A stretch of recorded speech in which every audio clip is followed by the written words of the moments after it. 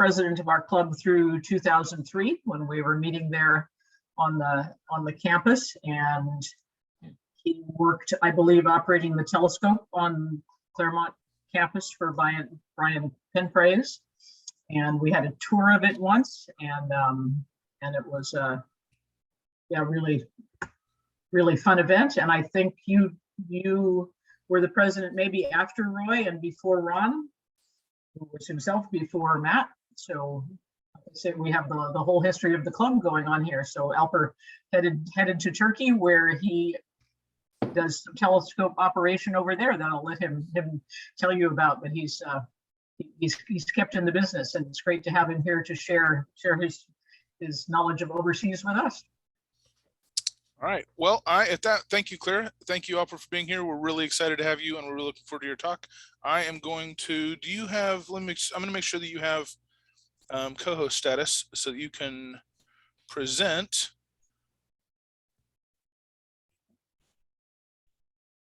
And with that, I am going to turn it over to you. Okay, thank you. So can you hear me? How's the sound? Audio? Good? Okay. Very good. Yes. Close the bell. Thank you. Great. So I'm not a Zoom user. We are using Meet most of the time. So it will take me a few seconds to figure out how to share my screen. Well, Winston Churchill once said, you know, a speech has to be like a woman's skirt. Probably you have heard that. It has to be short enough to attract attention and long enough to cover the subject. So I'll try to be brief. I'll try to give my story in about 40 minutes. So the talk is about in 3 parts. In the first part, I'll talk about the land and the people. Then I'll talk about the ancient religious rites and the traditions. Then I'll talk about the Temple of Apollo in Didyma and how it might be astronomically aligned. The thing is, everything I say will have to be taken with a great grain of salt because we are not published yet. We were turned down twice. But once you hear the story, you will probably agree with me or disagree with me. Also, since this will be on the YouTube, please feel free to share anything you think is wrong or needs to be, you know, added up. So let me begin presenting my screen real quick. I believe the screen button does that. Yeah.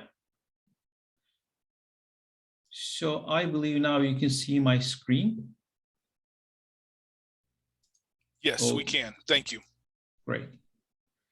So I collected many old images from the internet, so they are not the same scale, but this was the best I could do. Anyway, this is the old world. We have Europe over here and Asia on the right-hand side and Africa south. So the Turkey, which I'm not going to use this term a lot, I'll use Anatolia instead, is over here. This peninsula extending from Asia to Europe is currently called Turkey. Some time ago it was called something else, and a long time ago it was called something else. So this is the current name for it. But Anatolia is the word that describes this part of the world, which means east in ancient Greek. So as you can see, this is a land bridge between 3 continents, Africa, Europe, and Asia. So many people passed through this bridge and left their marks. To put things in scale, I would like to show you how big the California is. So Anatolia is twice the size of California. So this is the land. It's a decent size property. It's big enough to accommodate a lot of people. And it is very diverse in its climate. On the Aegean coast, it's beautiful turquoise waters. And central Anatolia is plains, dry and cold in the winter, hot in the summer. Black Sea, green and lush mountains. And on the east, there is this mountainous terrain. This mountain is called Ararat. Some believe, the Noah's Ark story, and it might have landed there. But there is this belief. Anyway, this is the mountain. So Anatolia was just like California. It was underwater in the dinosaurs' time. So there are not any dinosaur fossils, but quite a bit of underwater life. And these volcanisms some of them are very old, but most of the mountains are about 50, 70 million years old. So in the geological time scale, it's a recent place. So volcanism left its mark. Cappadocia in central Anatolia is basically volcanic ash, and this ash solidified in time. Then eventually the water seeping into the cracks created erosion, and it formed these beautiful patterns. And people eventually, when they settled here, they dig their homes, their storage, and all kinds of things. And there are actually underground cities in this region. This is a touristic area, and you can take balloon tours. It's quite exciting. The country is known for its historical sites. This is a picture from Ephesus. The country is big, so the people were not in touch as we are tonight. I mean, there wasn't much communication going on. So in different parts of the country, there are different cultures independently flourishing. For instance, this part of the land doesn't look like much. It's dry. This is where the Mesopotamia begins, southeastern part. But this dry hill in the past 30 years or so, forcing the archaeologists to rewrite the entire story of the human race, because there is this site, and you can see the tourists into scale. When they found these man-made structures, everybody were surprised, because these are pre-agriculture societies. So we are looking at a place extremely old. But the problem is there are no settlements. This is a strictly religious structure. What we have here is T-shaped patterns. These T-shaped patterns are probably representing gods, because there's a head and a body and arms, and there are some carnivores and other creatures, vultures, etc., carved in. So there are two T-shaped pillars. This is the center of the temple, and there are other T-shaped pillars surrounding it. This is a ring structure. This ring structure and many others were used for quite some time. I have to check my notes not to give you any wrong number, but this is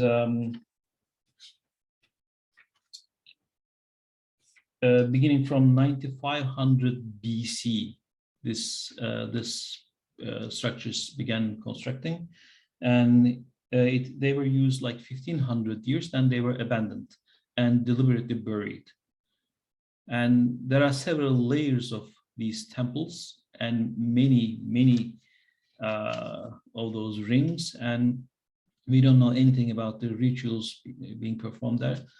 But what we know is agriculture did not come first. Religious structures came first. So this is quite surprising. People always thought where they were able to plant their crops, where they could feed themselves, they sell them. Probably that's not the case. For some reason, they picked this place, which is called, by the way, Göbekli Tepe, Pot Belly Hill.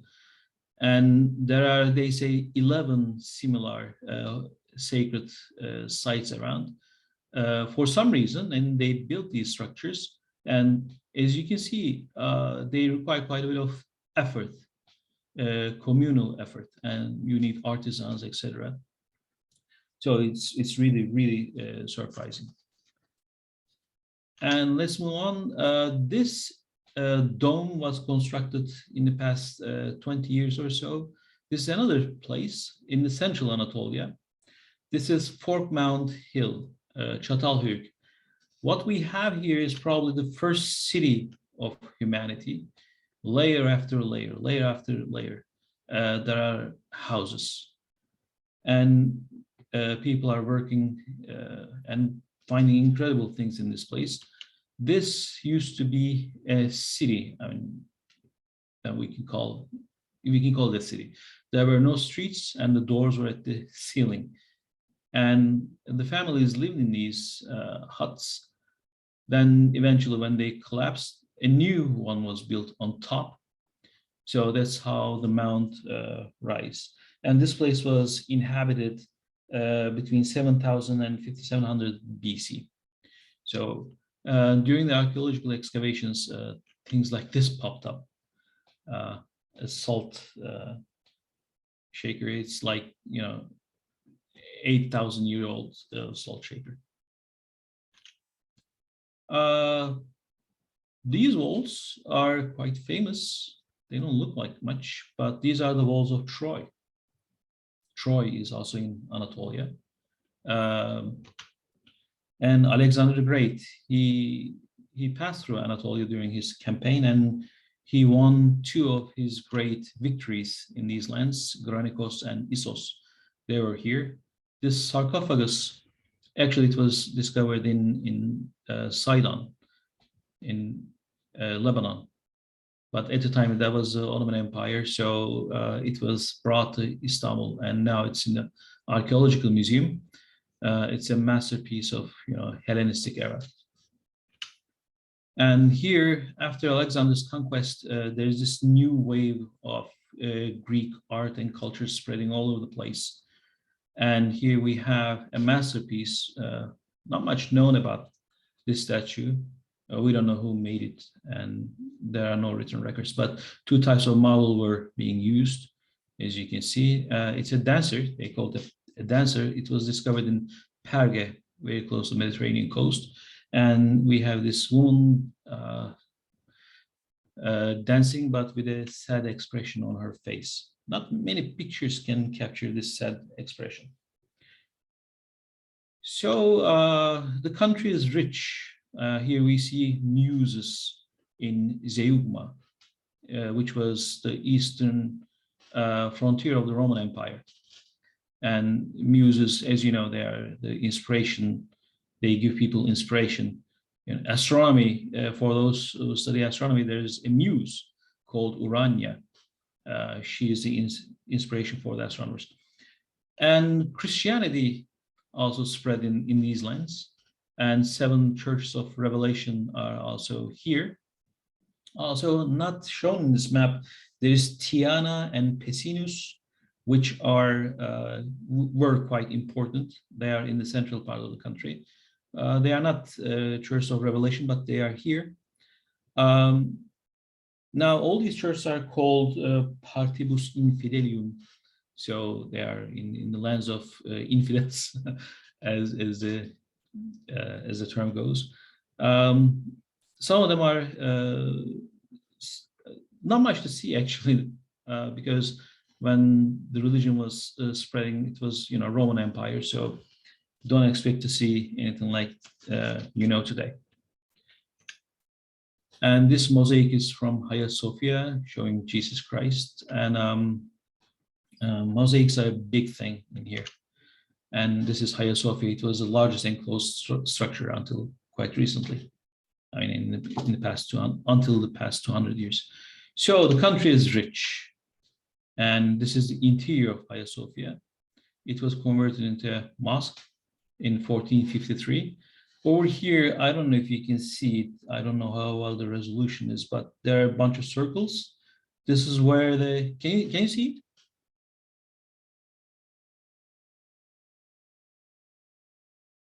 I cannot see the chat window. Yes, we can see. Yeah, good.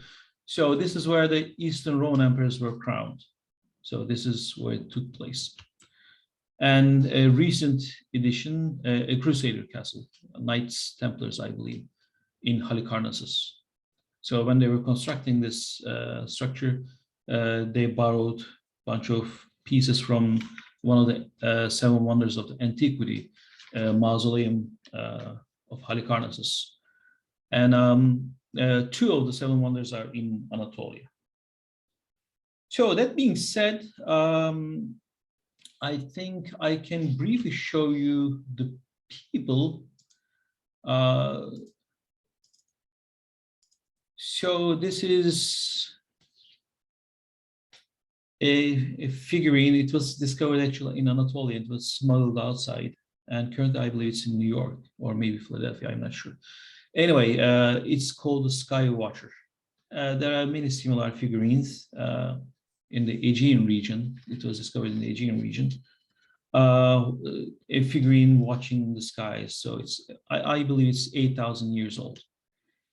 So who were the first Anatolians? Well, we don't know. Probably they were not Homo sapiens, probably Neanderthals, and I don't know. They used this land bridge, but generation after generation, people left their mark in these lands. These are Hittites. We have their carvings in the volcanic rock. They're, all kinds of stories of heroism and whatnot. And we have obviously mosaics, as I said. This is again from Zeugma, and the Hellenistic era faces. All these things I'm showing were discovered in Anatolia. So these are the faces of the ancient Anatolian peoples. Idealized probably, but during my visits, sometimes in a mountain village, you see faces like these. It's quite interesting.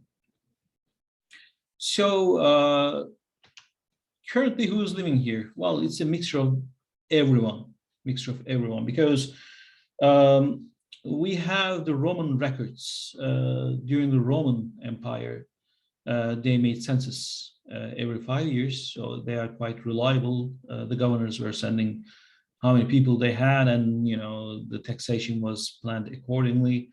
We do know in the 1st and 2nd centuries, the Roman Empire was 75 million people, and 10 million were living in Anatolia. And these 10 million people, according to Roman statistics, had a 12.2% increase rate. So the population was increasing, but at the same time, there were wars and civil unrest and plagues. For instance, the Antonine plague was a big thing, so it decimated the peoples. So probably by the 10th century, the population was, this is the best estimate, was about 8 million. And during this time, the Turks began to enter Anatolia. Wave after wave, wave after wave. They came from Central Asia and settled in these places and mixed up with the people. So it's quite interesting. Hittites, Phrygians, Greeks, and you name it, everybody just mixed up and created this unique Anatolian society, very diverse. I mean, even within the same family, people with different appearances. So it's a genetic melting pot.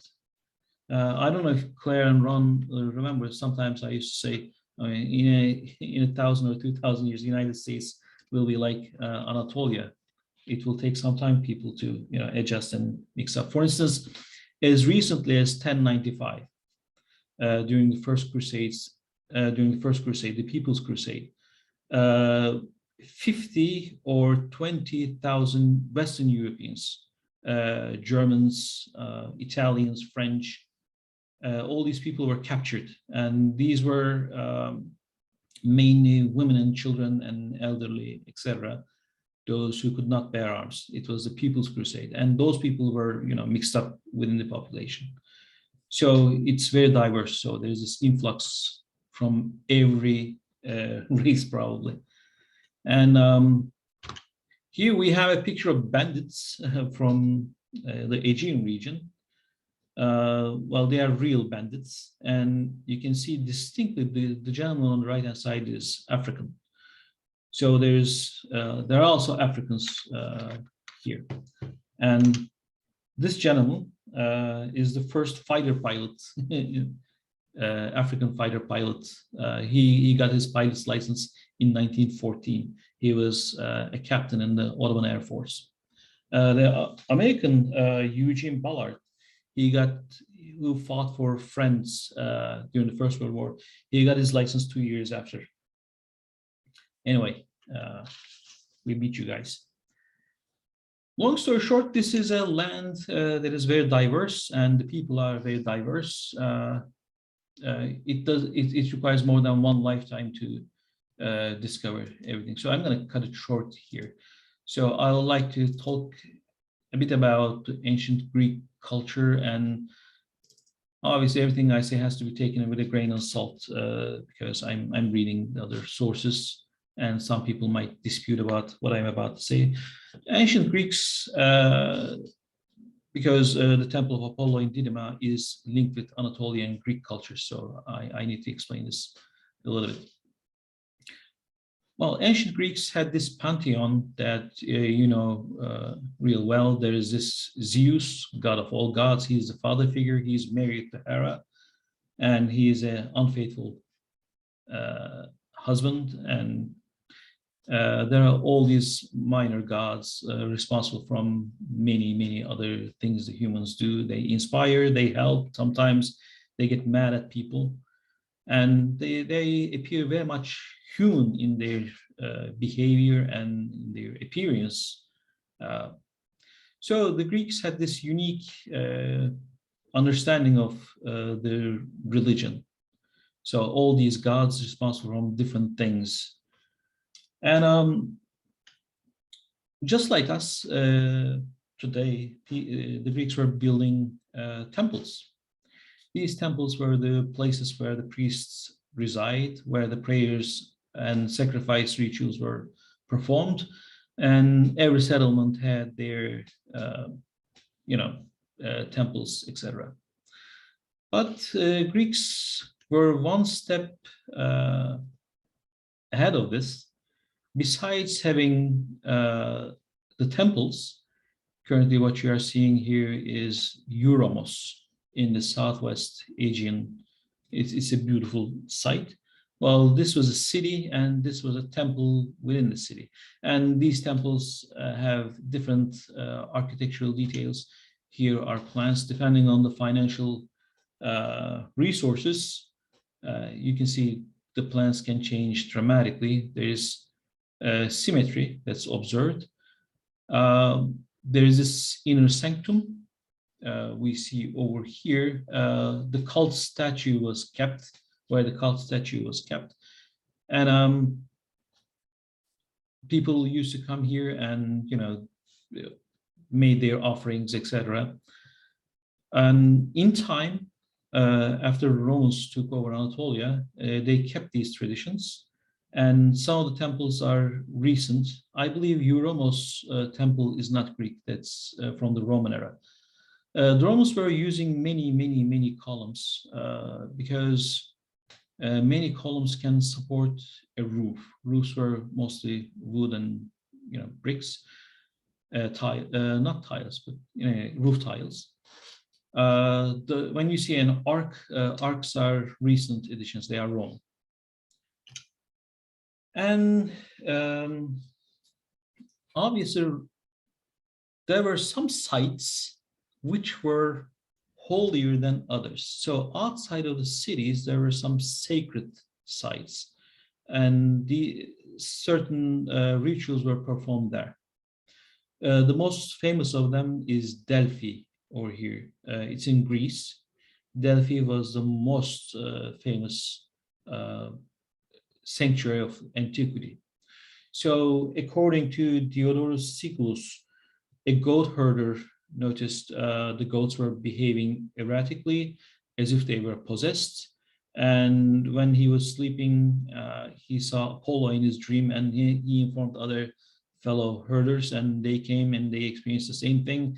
Then they realized something holy going on in this part of the hill, and eventually this place became a shrine, and eventually it grew up to become one of the most venerated sites of the antiquity. They believe Apollo killed the snake, the serpent, that called Python in here. So Strabo tells us, and let me show you my Google Earth. I don't know how fluent video is. I'll try not to move very fast so that you can follow me. This is Delphi. Strabo tells us there is this cave, and in this cave, women called Pythia reside, and they give prophecies. They don't reside, but they come there for prophecies. As you can see, this is a very vast archaeological site. So the pilgrims come in here, they follow this sacred road, and these structures used to hold the treasures donated to the temple. And you come up here, then you get over here, and this is the entrance of the sanctuary. And the maxims, the Delphic maxims were written on both sides: no excess, know yourself. And you had to forward your question to the oracle, and oracle was responding to you. According to Strabo, the Pythia, the oracle, was receiving a breath from underground and coming up with these prophecies.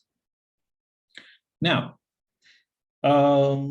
Plutarch, at the same time, says there's this sweet smell coming from the ground. So there was this belief, and there were some scholarly articles written in the past 20, 30 years, whether this place, there was something really special in this place.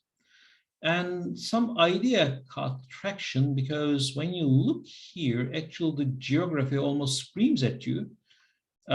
This is a fault line. And another fault line is almost perpendicular to the horizontal fault line. So this is east-west axis. This is north-south axis. So the idea was probably the two fault lines were intercepting one another, and some gas was coming out from the ground through fissures like carbon dioxide and methane. And they said they discovered ethylene, which is also known to be a narcotic. So sometimes people believed probably this narcotic gas was giving the power to oracles. And well, as it turns out, this is probably not true. You may have heard that, but this is not true, because there's not enough, and there's no evidence that there was enough gas coming out of the ground to inspire the Pythia. You have to smell a lot more than that to get into some sort of trance and speaking in tongues or giving prophecies. So this fissure and gas coming out is not probably a very good idea. Some people suggested maybe they depleted the oxygen in the cavity, in the cave, and one has to ask how they did that. Maybe they were burning candles, but as it turns out, ethylene is highly flammable, so you can create an explosion if the concentration is too high enough to make you dizzy. So this is probably not the idea. So why did people get into trance? Well, we do not know, but we do know one thing: you don't always need a narcotic or smell something to get into trance. People do that. All these, people get into trance and altered speech patterns appear without help of noxious gases. So a flammable gas like ethylene is probably not the answer. Probably not. And we have another site.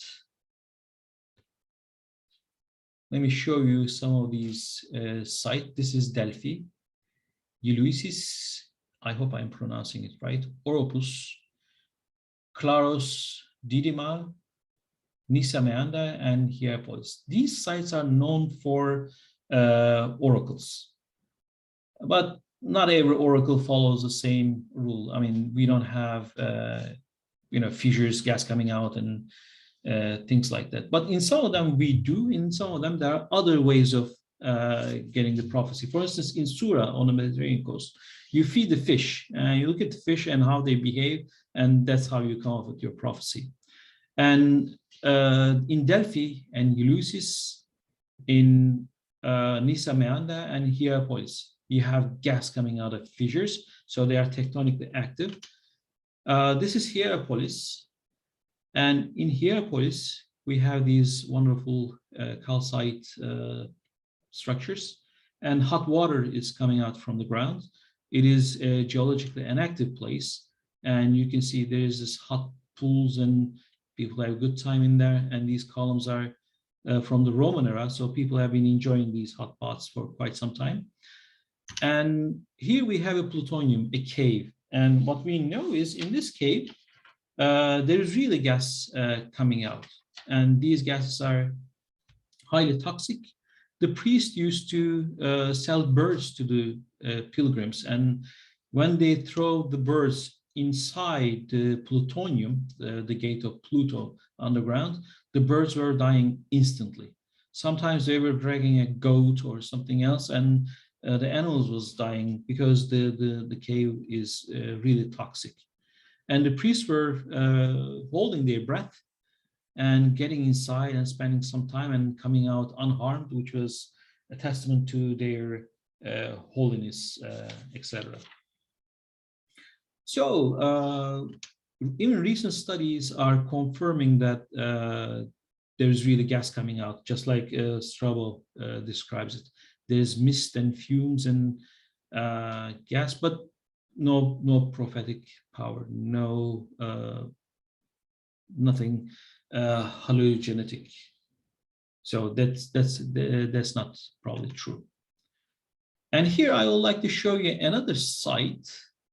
I have to use my Google Earth.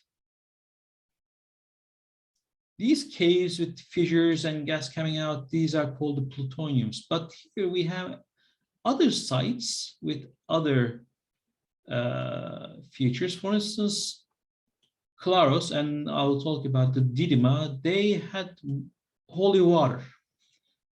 This is Claros. It's in the southwestern Aegean region. And here we have, these arches are from the Roman era, but there was a labyrinth. And this is where the meeting with the ancestors rituals were performed. So you lost somebody you love and you want to see that person, there are things you want to tell that person. What do? Well, you go to Claros and you take a cold bath and you starve and you spend days there waiting for spirit to arrive. And in the middle of the night, the priests inform you that your loved one is here. And you get into the labyrinth and you follow these damp, cold, labyrinth, and you eventually reach a place, and there's this priest. Well, the body of the priest, but the voice of your loved one, and you talk to your loved one and ask how things are in the other side, and etc. So Claros was known for this kind of rituals. So long story short, if I summarize, in ancient Greece, prophecies were important, and prophecies came through holy water or through some sort of trance, probably not toxic gas, not hallucinogenic mushrooms or anything. I don't really know. But this was a big thing. So these sites, Delphi, Eleusis, Oropus, Didyma, Nisa Meander, these places were known for prophetic abilities. Other sites like Olympia, Assos, or Asclepion, they were known for healing powers, etc. But these places that I marked with green were known as the oracles. And now I'll show you the oracle of Apollo in Didyma. So, are you following me? Am I too fast or too slow? I'm going to pick it up, or how are you doing? Doing great. I think it's beautifully clear. I'm And good. just beautiful images too. Great, thank you. Yeah. So here we are in the Western Aegean. This river that you see here is called the River Meander. The word meandering actually comes from the Meander, River Meander, because it is doing all these arches and Today it is called Menderes, and the same word evolved eventually. About 5,000 years ago, the shoreline was here. And the sea, the Aegean Sea, was all the way to inland. And over here we have a gulf. So this was the border of the Aegean 5,000 BC. Then eventually the silt filled it up and filled up more and more and more. The city of Miletus, it was first settled somewhere, I believe here, I might be mistaken, but it was eventually moved way further because the silt was blocking the harbor. And the Miletus, the Alexander the Great besieged, is actually located here. This is the new Miletus. The new one is the one that Alexander the Great besieged. And this city was also known for a very famous naval engagement of antiquity. An entire Greek fleet was destroyed by the Persians here. These hills, unfortunately, this image is not doing justice, but these hills used to be an island. And over here, the Greek fleet was ambushed because the Persian ships were hiding behind the island. And the Greek fleet, as they were approaching Miletus, which is this peninsula over here, they were ambushed. The famous naval engagement of Lade. It happened here. Anyway, this is Miletus over here. Miletus was formed by the migrants from Mycenaean lands, probably. And it was a very famous colony. And we have a very famous character from this city, Thales. He was from here. Milesians, upon settling here, quickly recognized that there was this place, the local people, the Carians, which are Anatolian, have a site as the crow flies about 12 kilometers from here south. So this site was quite interesting because there was this holy spring. So they also did their pilgrimages following this mountainous, not mountains, but hilly terrain, which I was lucky to follow, by the way, several years ago. And after walking about a day, you arrive here.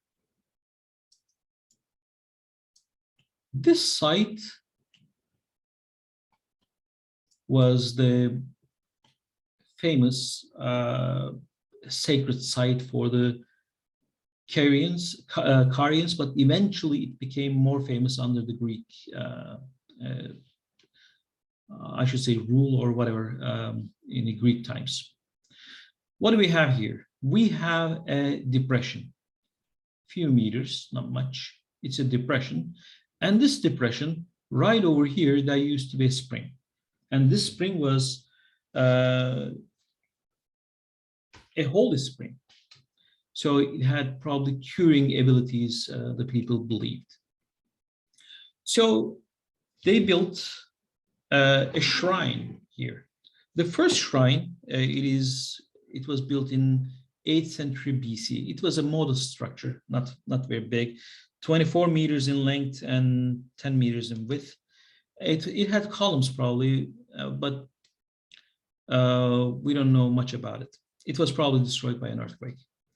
Then shortly after, an archaic sanctuary, about 570 BC, was erected. This was more substantial, 87 meters, which is like about 30 feet by 40 meters, so 13 feet in dimensions. Then after Alexander's conquests, a new structure was built, and this is the temple that we see today, the Temple of Apollo in Didyma. So let me show you my slides. So this is the shoreline, and about 5,000 was down here somewhere. Then eventually it moved forward and forward. And this is Miletus. As you can see, this city was planned. And just like the American cities, there is this grid system. Most of the cities today have an organic plan. The plan, they don't have no planning here. They just develop.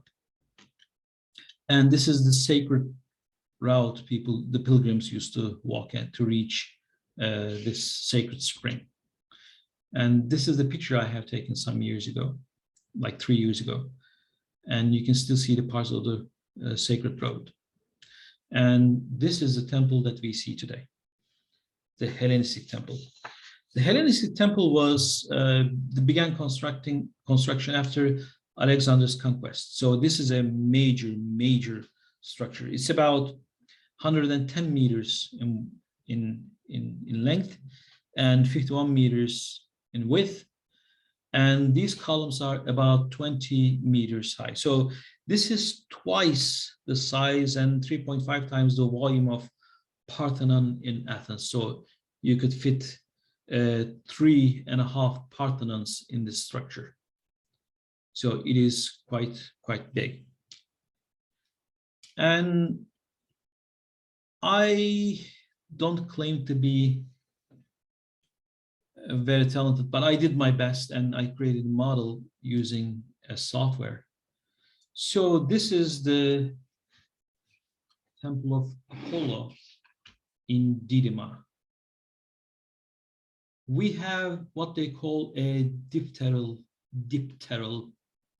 plan, 2 rows of columns, 21 on each side. And over here we have an entrance, what we call a pronaos. I'll show you a diagram in a minute, but this is how it appeared from, or it had to appear, it was planned to appear from outside. We are looking at it from the 40-meter altitude, and the columns are, as I said, like about 20 meters in height.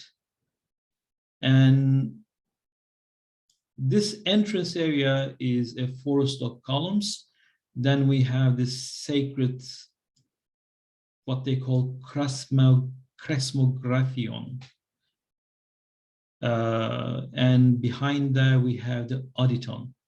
These parts are close to the public. This is where only the priests can visit. So this is the structure. Let me show the structure from stored points of view. This is how it looks from outside. And let's look at it from the ground level. I did my best to scale it.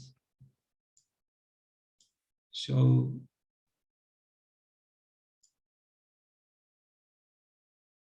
I should have a guy somewhere. Oh, here he is. So it can give you an idea about how big this structure is. As you walk in, you are approaching the oracle. And let me show you how it looks from inside. So this is from inside. Oops, I came too far. Okay. This is the Auditon, the holy chamber. Here we have the site of the spring, a tiny structure over here, and surrounded by massive walls. And when we turn this direction, we have stairs and 2 pillars and 2 very massive pillars, and the sky is visible in this direction. So this is the Temple of Apollo in Didyma. Well, had it been completed, it could have been a wonder of the world, but unfortunately the plan was so ambitious, they were unable to finish it. So let's take a quick look at it. This is how it appears today. We see this is the pronaos, the entrance of the temple. And here we have the columns 2, 3 columns, just 2 of them are complete. And this is how it looks through a drone. So this is the entrance, and this is the Krasmagraphion stairs, and the sacred well somewhere here. As you can see, we have the basis for the columns, but we don't see any leftovers. I mean, it was not completed. Over here, we have a fallen column. So this structure had 3 levels. This is the ground level. Then there was this pronaos and the sacred aditon, inner sanctum. There's no other like it in antiquity. So this is a very, very interesting structure. Alper, can I ask Yes. a question? Sure. Is there any way to know how many generations it took to build that? Well, I can give you the numbers because the construction of this temple began actually 330 BC, right after Alexander the Great. And the construction was abandoned around 600 AD by the time the Christianity was spreading. So it took about 1,000 years. During that time, people didn't live far beyond 50. So they were having children like 20 or something. So many generations. And we do have the names of the people who made it or planned it. Paionus of Ephesus and Daphnis of Miletus. These 2 guys were the architects. And also this Daphnis of Miletus is also famous because he worked in the Artemision in Ephesus, which is one of the 7 wonders of the antiquity. Anyway, here we are in the front of the temple. This structure, the circle structure with pebbles inside, this is the sacrificial pool. This is where the animals were slaughtered. And this segment over here gives us an idea about how this structure was constructed. At least the groundwork was laid. We have coarse stones, not cut to a precision. They made a pile and they put stairs and other things, precision cut stones to cover them. But it's great engineering. It's great engineering. And here we have the stairs. And on the stairs, you will see some marks. I don't know if Glenn is with us at the moment, Glenn Mafia, because I learned so much from him. I'll talk about him in a minute. I hope he's with us. He said there are people who donated money for the temple and whose names are here. Also, some of these are from the contractors who did the job. When they got their money, they chiseled their names out. And the rock became a part of the temple. Okay, now we are in the pronaos. This is where the people come in to hear the prophecies. You will see these columns have been carved, they have been accentuated, but these top parts are badly eroded because it was buried under dirt and it was used for other purposes. The structure was used for other purposes, and some fire damaged the limestone. And this is why they are badly eroded. And the statue of Zeus, the father, and Apollo, his son, was here. Now they are in Istanbul Archaeological Museum. These beautiful decorations, they were gifted by Emperor Gaius Caligula. The structure was famous. And just to give you an idea how big these columns are, here's my daughter, Melis. Claire and Ron will remember the days when she was born. And now this picture was taken like when 2019, so she's taller now. But you can see the drums are pretty big. So when you have columns like 19 meters high, you cannot carve it from a single rock. You have to cut drums and lay them on top of each other, then do these vertical carvings and, you know, give it a depth, and it appears, you know, great. And when the people were waiting for the prophecy didn't come right away. You have to imagine this place was a place people were coming for pilgrimage, for asking for advice. So people were coming by the hundreds, thousands. There was even a harbor bringing pilgrims from every part of the Aegean. So these people had to wait for the prophecy. They had to eat, they had to stay, and etc. So there was whole economy turning here. As they were waiting for their prophecy, they were playing some games, and they carved these carvings. There are several of them. These carvings are, you know, people playing Candy Crush or something, I don't know, in antiquity.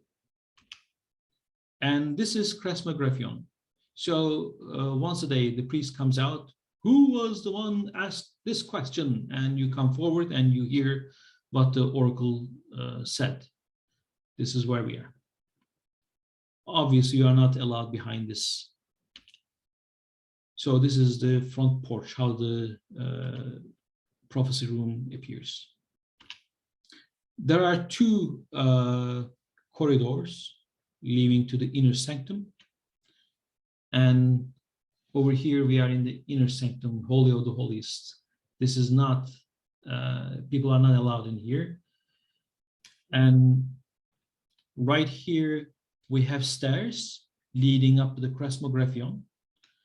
And this probably there was a laurel grove inside, which is the plant of Apollo. And this is how it appears from the top of the stairs. You can see this was the structure where the water was pulled out. And we have some wellheads. There are several of them laying around. And you can see the rope markings. For hundreds of years, people pulled water, holy water, and drank it, and, you know, came up with prophecies. And these are the markings of the ropes. And you can see them, they are laying over there. You can touch them. So this inner sanctum is quite isolated. On both sides, there are corridors, no other entrance. And only open window is through here. There are two pillars, and inside two massive pillars. And this is a 3-meter opening that you can see the sky through. Probably you are getting what I'm getting at. And here is the stairs for the Kresmographion. Badly eroded, but there are some beautiful, beautiful carvings here. So this is a temple. Over here, we have the stairs, and this is where the Olympic Games were held, you know, races, etc. Once a year, they were holding games. This was a great structure. As I said, the plan was too ambitious and it was never completed. How do we know? Well, first of all, look at these two columns. They have been completed, but this column, they laid the drums, but they are not accentuated. They didn't carve the verticals, so it's here. And there are surprising details. I have to thank Glenn for showing it to me. In some parts of the temple, there are these places, hollow rooms. Actually, the debris when they carved the columns were supposed to be dumped here and closed. This is why they were left, I was told. And here is a fallen column, and you can see the scale one more time. And here we have another evidence that the structure was not finished. We have a Medusa, but she was not completed. Here we have a completed Medusa, and some say Alexander the Great saw this one. So this must be from the previous era, pre-Hellenistic Medusa, and he put it on his body armor. Well, I don't know, this might be, as I said, I mean, you have to take these things in a grain of salt.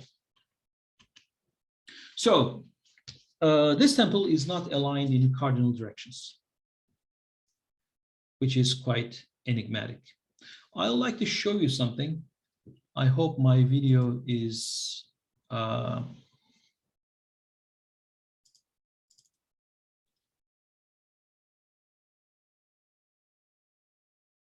okay. I don't know how many frames you are receiving, but it appears pretty good here. Well, this is a city called Aphrodisias. Here we have a temple of Aphrodites. Let me show you how it appears today. It was turned into a basilica during the Byzantine era. But this is the archaic structure or Hellenistic structure. As you can see, it is pointing a certain direction. So where is it pointing at? Well, it is pointing at a prominent geological marker, a summit. Many of these ancient temples are pointing towards mountaintops. A study by Boutsikas, a Greek archaeologist, states most of the temples, if I am not mistaken, I believe 70%, too bad I didn't write it down, but most of them, maybe even 90%, are pointing east. The openings are pointing east. So this is something interesting, something we have to be thinking about. How about Didyma? Well, it is also pointing somewhere in the east. So the first idea is it pointing to a prominent geological landmark? Well, no, because there are three hills, Mount Grion. I picked the summits and the temple doesn't seem to be aiming any of those. Also, even when you are in front of the pronaos, you cannot see any of these hills because the temple is built in a depression. So the geological marker is out of question. So where is this temple pointing at? That is a question. Well, I will do a hyperbole here. I was informed by my friend Izabela Mishak. She is a Polish traveler and a very prolific writer. She sent me a message from Facebook. She said, hey, I know this British gentleman settled in Didyma, and he is wondering whether this temple is pointing at the constellation Gemini. No, I said, this is intriguing. Can it be true? And I met with Glenn and we talked about it and we did some research whether this is true. And here you will see what we come up with. The twins to Gemini are the celestial twins, as you know. Castor and Pollux are the prominent stars of the Gemini. Castor is this one, and as you can see, has an arrow in his hand and a lyra on the other. Well, these are signs of Apollo, actually. Apollo is the lyre player. So in the antiquity, this star was closely linked with Apollo. So Gemini is one of the oldest constellations. This is the ceiling of Temple of Dendera. And you can see the Gemini over here, Taurus over here, and Orion down here, and the Lion. So can this temple be pointing at Gemini? Well, as you can see, this opening is so narrow. If you are in front of the pronaos, you can see quite a bit, rising all the other constellations. And according to belief, the Greeks believed when the winter came, when the constellation Lyra disappeared from the sky, Apollo actually migrated to northern lands. And he didn't come back until the spring, when Vega and Lyra reappeared. He was spending the cold months in north.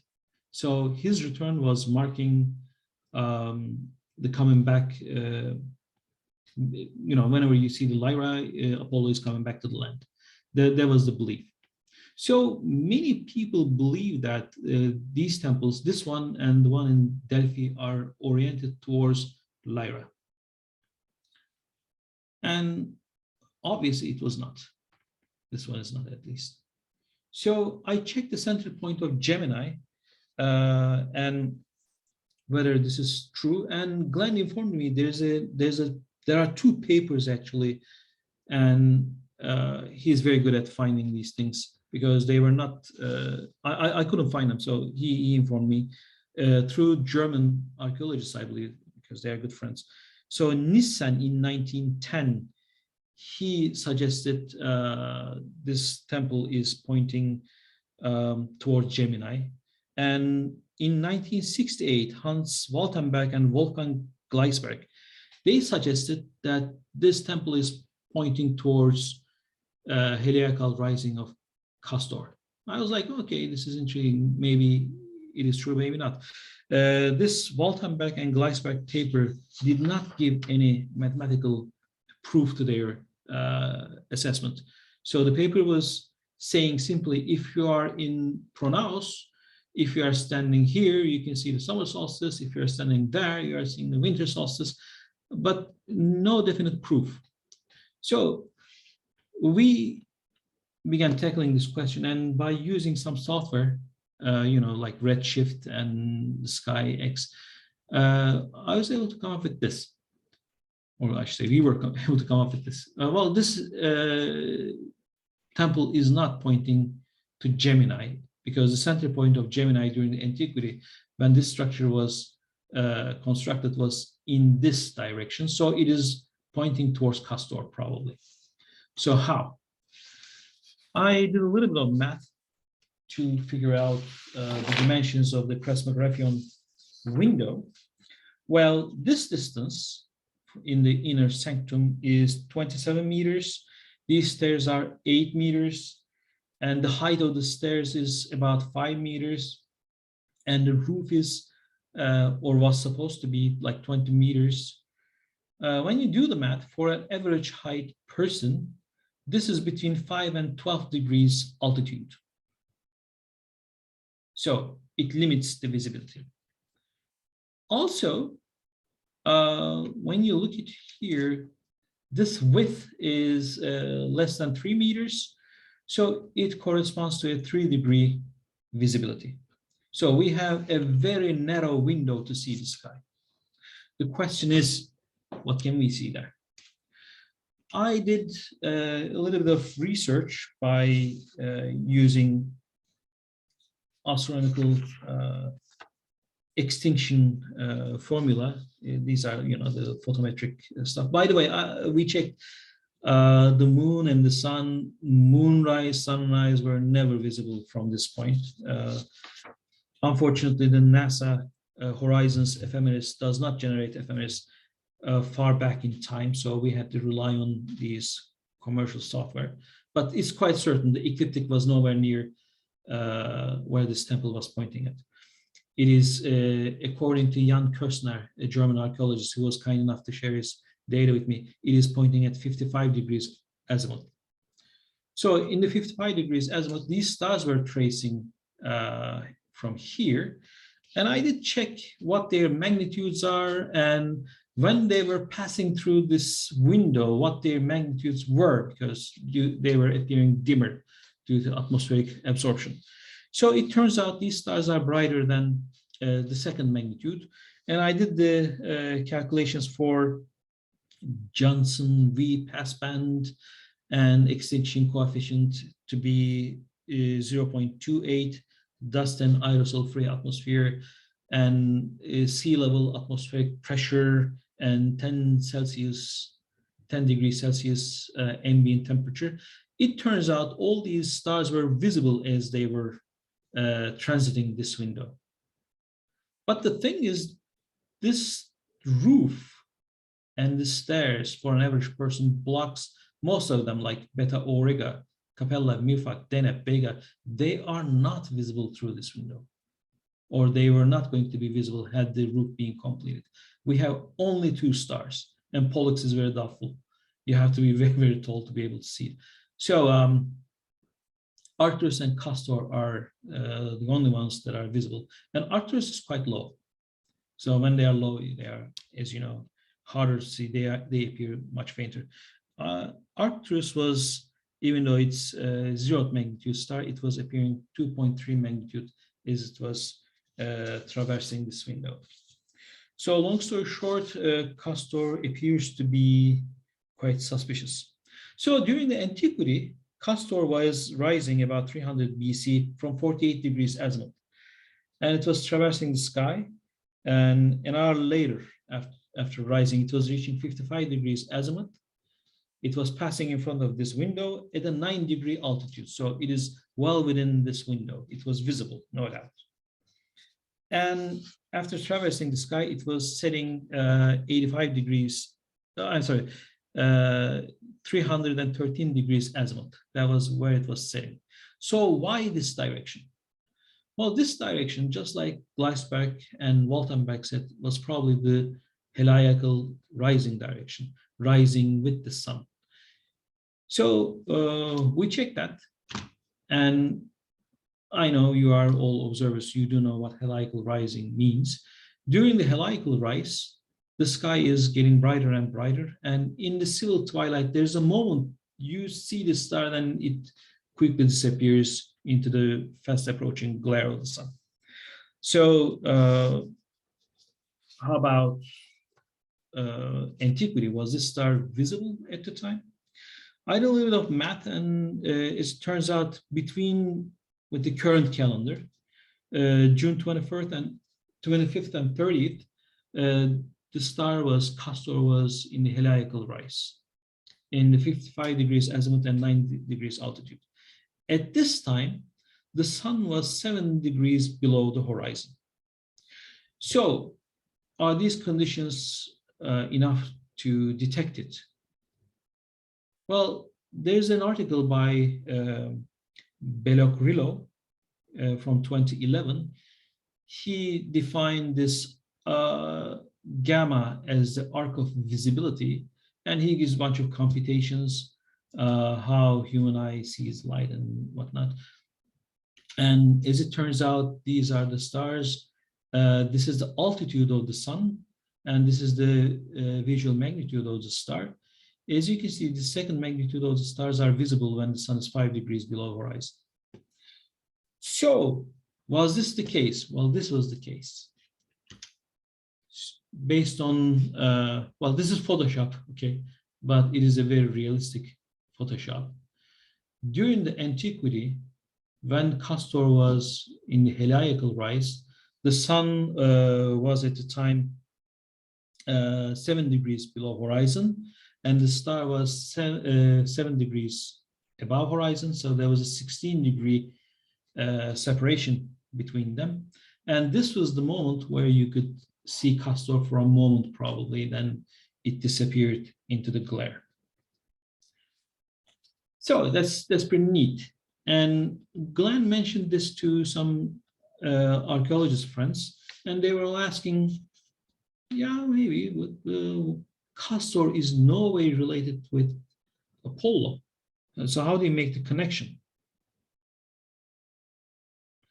And as it turns out, the Castor is a new name for the star.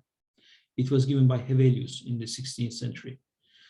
I went through some resources, namely Allen's star names, their lore and meaning, and I went as far as, what was his name? Aratos. Aratos was a Greek poet and astronomer. He called this star Apollinas. Isn't that interesting? This star was known as the star of Apollo during the antiquity. So the current names, Castor is quite recent, and Gemini, Gemelli, is actually coming from Latin. The Greeks used to call this constellation as Dindymus, the twins. So what we call Castor was known as the star of Apollo, and which I have to go back a little and show you this drawing one more time. And here we have Apollo with a lyre in his hand, but unfortunately his name is written as Castor. So this structure that we see today was most likely created with this idea in mind. Easy detection of the heliacal rising of star Castor. Because when you are in an isolated inner sanctum like this, surrounded by massive walls, this is a very, very exclusive space. Well, that also means it is quite dark and no distraction. The only opening through the sky is this window over here. It is not easy to see the stars during the heliacal rise. So probably this structure was planned deliberately in this direction for easy detection of heliacal rising of Castor or Apollonius. And here is okay, take it with a grain of salt. I always say that I want to be on the safe side. Here is something really interesting. Waltenberg and Gleisberg, in their paper, they say late geometric and archaic temples were pointing in the same direction. The new temple deviated about 1.45 degrees from the previous two. What is that supposed to mean? Can it be that the ancient Greeks, without knowing it, they observed the precession of the equinoxes? Because the archaic temple was like 500 years older than the Hellenistic temple. So 500 years is enough time to detect a 1 degree deviation. 1 degree is, your fingers width at an arm's length. So it is noticeable. I don't know what they thought. Maybe they thought, oh, the previous architects were wrong. They made a mistake. Let's correct this. They didn't know that the equinoxes were precessing. I don't know. I'm just thinking out loud. I'm not claiming that's the case, but who knows? Maybe. Okay, well, so this is the story of Castor. There is so much to talk about in this temple, but I'm gonna keep Winston Churchill's advice and keep it short.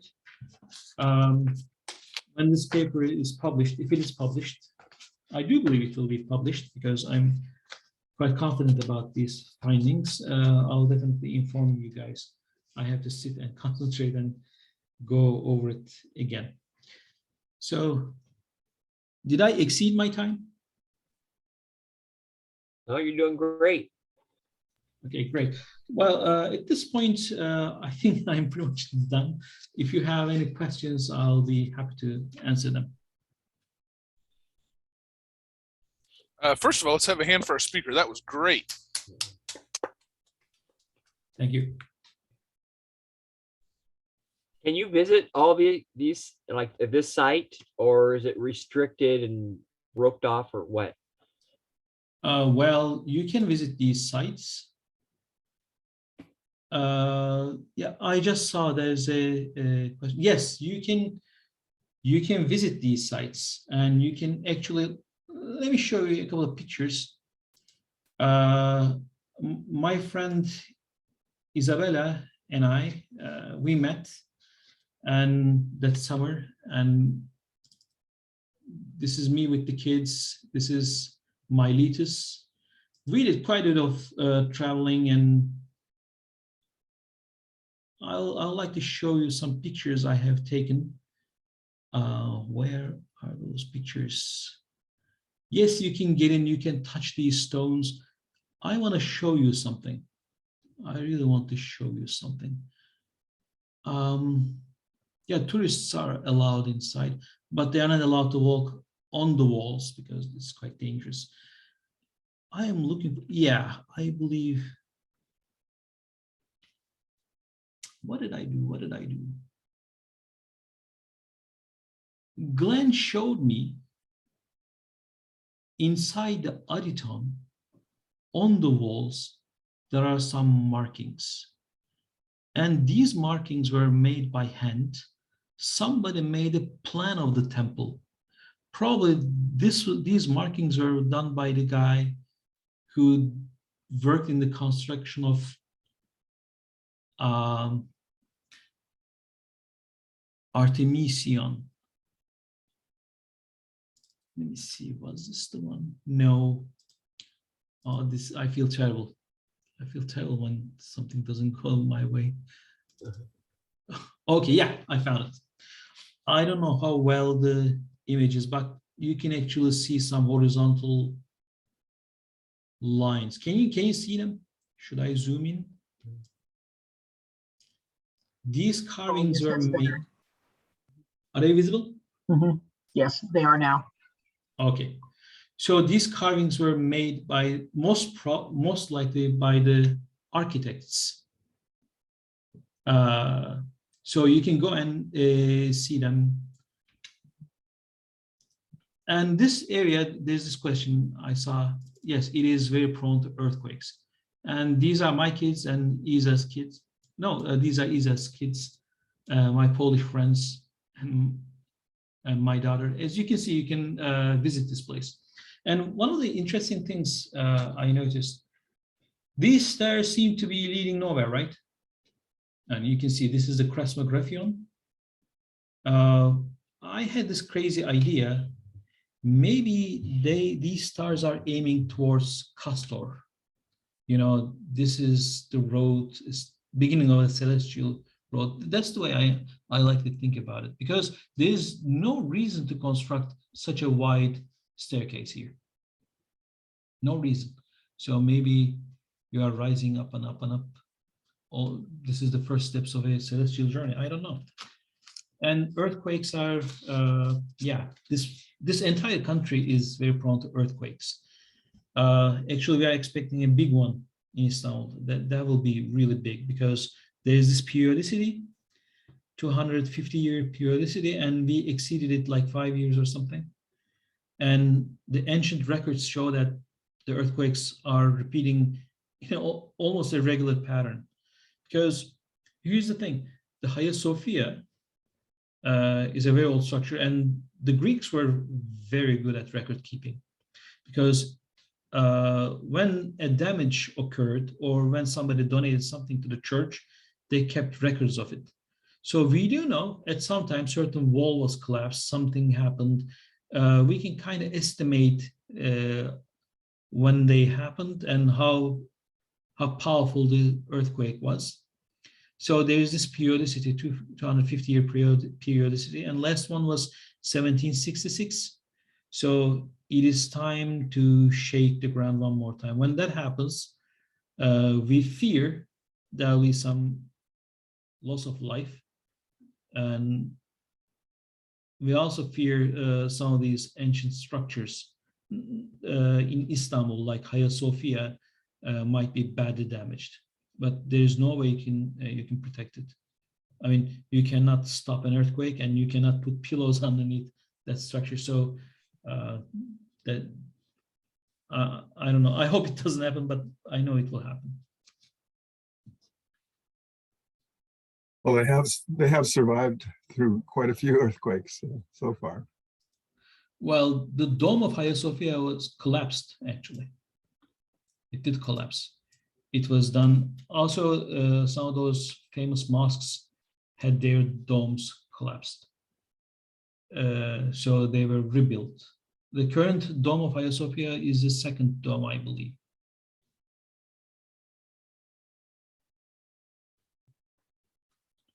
Well, thank you for taking time and inviting me. Yes. I was interested, you talked about how people would come from around the Aegean to receive prophecies at the Temple of Apollo. What kind of people did that? Were they all very rich people? Did it cost a lot of money to get a prophecy? You don't have to be rich, but you have to bring gifts. So these sites were serving everybody. And we do know, for instance, Delphic prophecies were well recorded. They say like 15%, if I'm not mistaken, like 15% of those prophecies were about the city and political affairs. So they were asking advice about what to do when the Persians arrive, what to do when there's, war between two cities, and asking political advice that concerns everybody. but the rest of them were personal questions. Alexander the Great actually visited all these sites, including Delphi and Didyma Temple and Claros. He was a very religious person. When you read Anabasis by Arian, he's sacrificing animals and looking for signs in intestines. There was this tradition of looking into inside of the guts of an animal and predict the upcoming battle, things like that. So Alexander was asking personal questions, that's for sure. And when he arrived, I made a list, but I didn't want to go into those details. But there's a whole list of prophecies by Delphic oracles. Well, sometimes they are badly mistaken, but they always come up that, oh, we were right. Okay, you interpret us wrong. So sometimes they were misleading people. For instance, when Croesus, when he asked whether he should declare war on Persia, the answer was, yeah, sure, why not? A great empire will be destroyed. Well, it turns out the Persians defeated him. So the great empire became his empire to be destroyed. So they were not always right. We know that. Oh, by the way, one interesting thing, this area is geologically active. I mean, there are earthquakes and etc. So when during the Persian era, when Persians invaded this part of Anatolia, the spring dried up. Then there was this dry period. Recently, like 2 or 3 years ago, the spring came back again. So sometimes this, I don't know, these, I don't know how to describe it, but these underground reservoirs are cracked and the water is seeping to the surface. Sometimes they are blocked and there are those dry and wet periods depending on the tectonic activity. And these days, there is a pool on this side, the southern side of the temple. Water is again coming up. And there are mosquitoes and frogs and whatnot. And I was wondering whether it was the city water or something nasty, but it turns out it was not. It was the spring water. I didn't drink it. I'm sure it would give me prophecies, but I didn't dare. But it's there. I think it's amazing that they were able to stick to this project for almost 1,000 years. I read someplace once that the mission to the moon, took about 10 years, and someone said that was about as long as the society could stay focused on a goal, because governments change and attitudes change, and so we have a shorter attention span than they did, apparently. Well, I guess I have to add that this was a very profitable business. When you have a sanctuary like this, everybody is coming for an advice, and the advice is not free. You are coming with gifts, and there's a whole economy running here. Well, we have these newer homes here, but in the antiquity, there was this major city. Actually, I don't know if you can see it, but over here, we have a settlement, and there's a road leading down to the temple. Actually, this road is extending all the way to harbor of Panormos, which is right up here somewhere. So the pilgrims came from overseas. So it was so famous. Everybody came and they sustained this project as long as they could. Also, I'm thinking maybe, well, it's one of those government projects. It goes on and on and on and on. No end in sight. As long as money comes in, people appear to be busy. So this temple was for you finish a project in 1,000 years. Don't you agree? I mean, if you put the resources, and this place was rich. people brought everything into here. These priests were living well, I have to tell you. They were living well. The Christianity did it. And the Christianity not being spread, I mean, I don't know what would have happened. Maybe it could go on another 1,000 years, I don't know. But let me tell you, these are profitable businesses.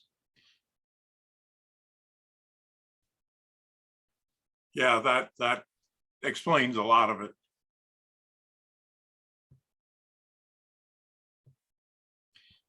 And the labor may have been pretty cheap too. Yeah, probably. But my question, I never figured that out. I mean, were there any written records somehow transferred from one generation to the other? Did they have a plan to continue for that long? I don't really know how long it took for them to build the base and lay the foundations of the columns and start erecting the columns. We don't have a time scale for those things. How long did it take to create this base, and how long did it take to construct these walls? Maybe they were completed in a very short time. And after that, rest just dragged on and on and on. Do you know Also, where, yeah, do you know where they got the stone from, Alper? Was it somewhere local? yes, I can show you where they got the stone. The stone came from here, the other side of Gulf of Latmos. Somewhere over here, they had quarries. I might be mistaken, but somewhere around here, they had the quarries that they were carrying the stones from. So they were using the buoyancy to transfer it across the Gulf. Oh, And this was a major project. mhm. So probably they didn't come this way because this is uphill. So they had to come following a different route. And let me show you. I'll do a hyperbole here, but you have to give me a couple of minutes. I hope I can find it. Yeah, I found it. I'd like to show you an ancient quarry. This is an ancient quarry. Let me show you where it is. This is from north, not too far from Troy, somewhere over here. Yeah, I need to check my references. Okay, here. This is an ancient quarry. This image doesn't do justice, but what you are seeing here are columns. Let me show you how they appear from ground. You walk in, it's granite, and voila, They're there. you're there. Wow. And when you are walking and investigating these things, it is quite funny. You see these chisel marks where the stone was cut from. This is my hat. And here is the thing, you see the chisel marks, and it's quite interesting. With my glass, you can scale it. I'd like to show you something. This is quite crazy. My interpretation, I mean, feel free to come with your own. So we have these colossal columns cut from the granite. So it's quite an effort. Must be expensive. Somebody put time and money and the work power. So they were making these openings, then they were widening it. They say they were putting wood and Sometimes metal tools were making the first cavity, then they were using wood and water to expand the wood and crack it. I don't really know. But here is the thing. The basis of some of the columns have been cut deliberately. The column has been decapitated. Here you can see it has been decapitated purposely. Look, they just cut it. Is that They from cut it- war? Excuse me? Is that because of a war? Nope, much simpler than that. Here's my theory. Probably the guy who took the job didn't get his money. So he was pissed and said, okay, if I don't get my money, you don't get your columns, okay? You are not going to outlive me and get these columns. And he purposely destroyed them, made them unusable. So this is my theory about decapitation of the columns. But yeah, in Anatolia, there are quite a bit of these ancient quarries that you can see. Alper? Yeah.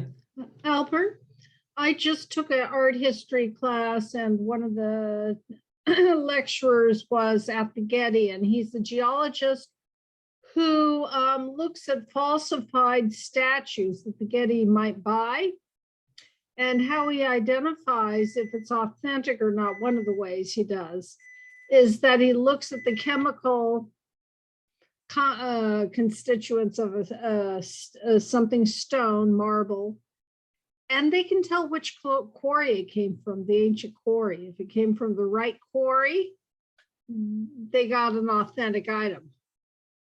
And so they, art historians, I guess, know where these quarries are and know what was quarried there. Or, the ones who do architecture, ancient architecture, they know where these things came from. Yes. Also, they are able to tell how old the structure is because upon exposing into air, I'm not qualified to talk about these things, but basically they apply this method in places like Göbekli Tepe, how they date these places. When the carvings were made, the surface of the rock was exposed into air. And this is how they, due to some changes, I don't know what those changes are, but they can date when the rock was carved. Sometimes some rocks are hardened, like Pantelic marble is known for that property. It's very easy to work on. Let me show you this Alexander sarcophagus one more time. Because it is very easy to work with, yet once it is exposed into air, it hardens. So they can date how all these things are. For instance, this marble is Pantelic marble. It is the same marble the Parthenon was constructed, and we exactly know where it came from. It came from north of Athens, Mount Panteli, I believe. That's where it came from. So this is a major thing. I mean, see how heavy, how big it is.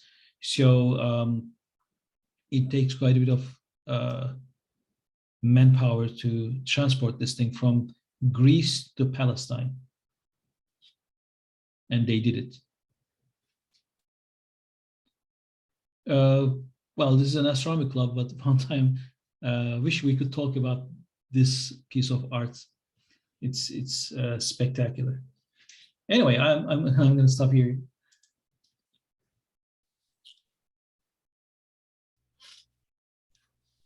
That was fantastic and fascinating. Thank you very much. Thank you. Any parting questions? All right. If not, thanks everyone. It was lovely to see you all. Thanks, Alper. That was a great talk, and I look forward to seeing you all next month. Thank you.